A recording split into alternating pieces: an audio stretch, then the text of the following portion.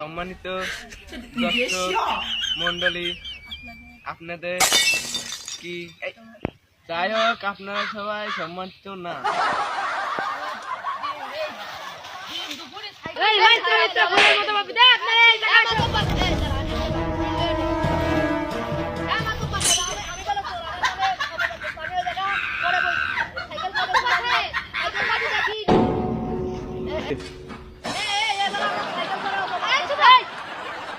সবাই তো আমি দেখতেছি।